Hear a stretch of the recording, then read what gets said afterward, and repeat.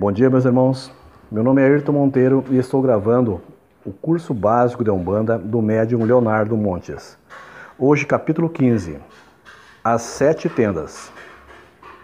Durante 10 anos, as atividades na tenda espírita Nossa Senhora da Piedade ocorreram dentro dos parâmetros estabelecidos pelo Caboclo das 7 Encruzilhadas.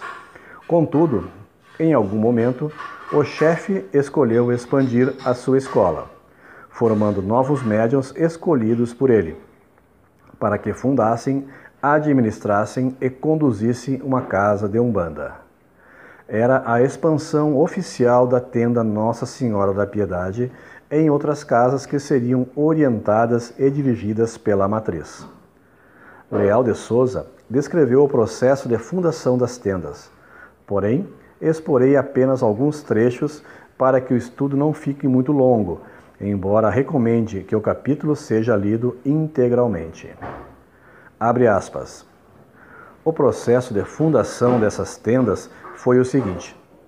O Caboclo das 7 Encruzilhadas, que é vulgarmente denominado o chefe, quer pelos seus auxiliares da terra, quer pelos auxiliares do espaço, escolheu para seu médium o filho de um espírita e, por intermédio dos dois, agremiou os elementos necessários à constituição da tenda Nossa Senhora da Piedade.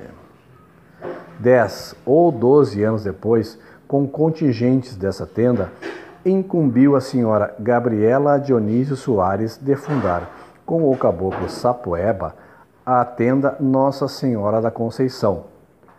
E quando a nova instituição começou a funcionar normalmente, encarregou o Dr. José Meireles, antigo agente da Municipalidade Carioca e deputado do Distrito Federal, e os espíritos de Pai Francisco e Pai Jobá, com auxílio das duas existentes, da criação da tenda de São Pedro. Segue o trecho. Cada uma dessas tendas constitui uma sociedade civil, cabendo a sua responsabilidade legal e a espiritual ao respectivo presidente, que é nomeado pelo Caboclo das 7 Encruzilhadas, independente de indicação ou sanção humana, e por ele transferido, suspenso ou demitido livremente, bem como os médiuns que o chefe designa e pode se estender a afastar de suas tendas. Fecha aspas. Em outro trecho, Leal de Souza descreve, abre aspas, na primeira quinta-feira de cada mês, celebra-se na tenda matriz uma sessão privativa dos presidentes e seus auxiliares e médiuns dos chefes de terreiro. E nessa assembleia, o Caboclo das 7 Encruzilhadas faz as observações necessárias, louvando ou admoestando sobre os serviços do mês anterior e dá instruções para os trabalhos do mês corrente. Fecha aspas. Vimos que basicamente o que o Caboclo das 7 Encruzilhadas fez foi o seguinte. Ele escolheu entre os frequentadores, trabalhadores da tenda espírita Nossa Senhora da Piedade, aqueles que poderiam conduzir outras casas, dando a cada um os recursos necessários, bem como as instruções requeridas. Com essa outorga do chefe, cada uma das pessoas apontadas organizava uma casa em uma determinada região e se tornava responsável por gerenciá-la. Médiuns eram indicados pelo Caboclo das 7 Encruzilhadas para compor a corrente e tantos outros foram desenvolvidos nas próprias casas. Os dirigentes se reuniam mensalmente na matriz para conversar com o chefe que fazia as observações necessárias, apontando caminhos, respondendo dúvidas, distribuindo orientações, etc. A equipe espiritual que o assessorava às tendas era uma só.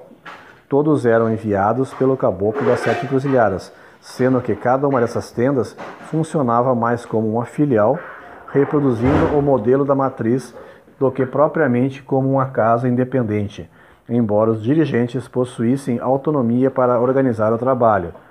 Esse deveria manter a mesma ritualística da matriz. É assim, por exemplo, que Leal de Souza fala sobre seu papel junto ao Caboclo das 7 Encruzilhadas. Abre aspas.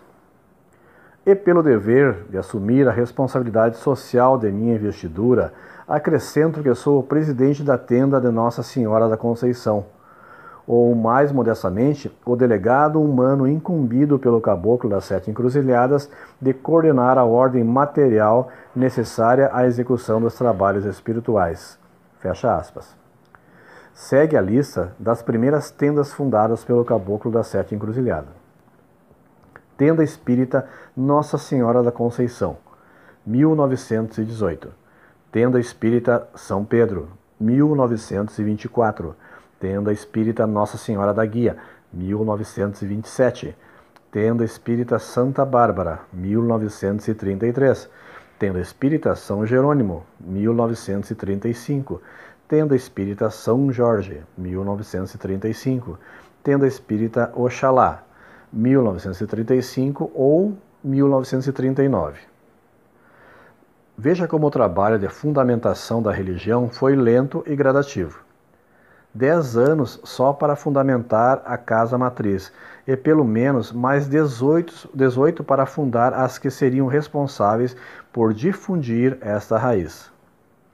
Perceba também que todas eram chamadas por tendas, não terreiros, e que 6 delas tinham nomes de santos, sendo a última a única com nome de orixá. Isso é um fato que sempre bato na mesma tecla. Muito embora os ideólogos acostumados a ver racismo em tudo não consigam entender. A Umbanda nascente tinha muito mais de influência do espiritismo e do catolicismo que das religiosidades africanas, Banto ou Nagô, que só começam a ser mais presentes na Umbanda em fins da década de 1940 e início de 1950. Outras casas. Nesses 10 anos iniciais, de 1908 a 1918, muitos médiuns passaram pela tenda espírita Nossa Senhora da Piedade. Fizeram o seu desenvolvimento e foram embora. Muitos migraram para outras cidades, alguns para outros estados, e de uma forma ou de outra acabaram constituindo novas casas, que, a seu tempo, também passaram a formar outras e assim, gradativamente, a religião foi se espalhando pelo Brasil.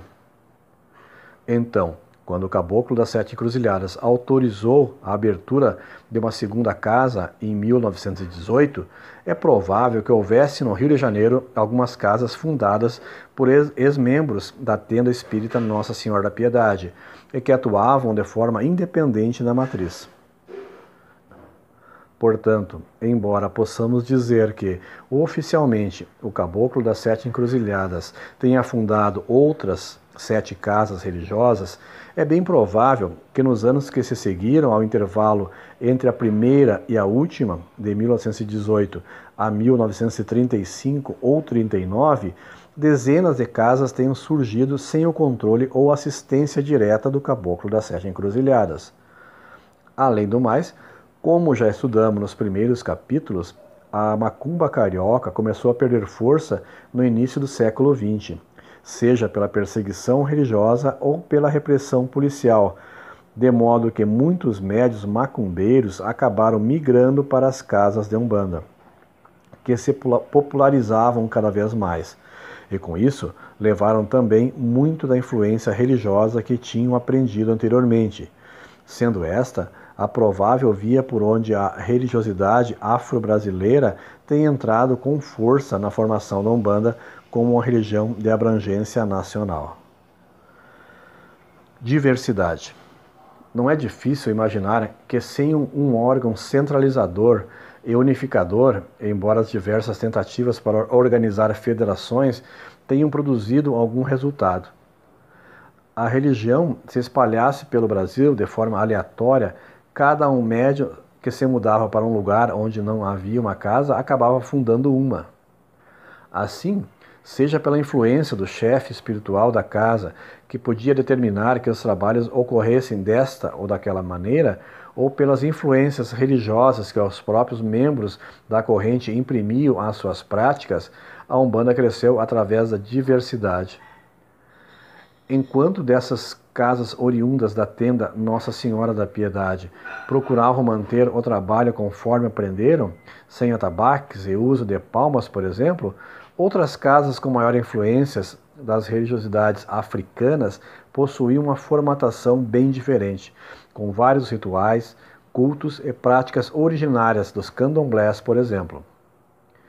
Essa diversidade não se deu sem conflitos, porém, os intelectuais da época viram a necessidade de organizar um congresso em que os principais pensadores da religião pudessem expor suas ideias na tentativa de construir uma identidade homogênea. Tanto é que no livro Primeiro Congresso do Espiritismo de Umbanda, em 1941, logo após a introdução, podemos ler, abre aspas, o conceito alcançado entre nós pelo Espiritismo de Umbanda, nesses últimos 20 anos de sua prática, deu motivo à fundação nessa capital de elevado número de associações destinadas especialmente a essa modalidade de trabalho, cada qual procurando desempenhar a seu modo, para atender a um número sempre crescente de adeptos. Sua prática variava, entretanto, segundo os conhecimentos de cada núcleo, não havendo assim a necessária homogeneidade de práticas, o que dava motivo à confusão por parte de algumas pessoas menos esclarecidas, com outras práticas inferiores de espiritismo. Fecha aspas. Já tivemos ocasião de estudar que a influência espírita sobre a Umbanda foi tão grande no começo do século XX que os adeptos não se identificavam como umbandistas, mas como espíritas de Umbanda, pois a Umbanda era entendida como uma linha, uma variante do espiritismo propriamente dito.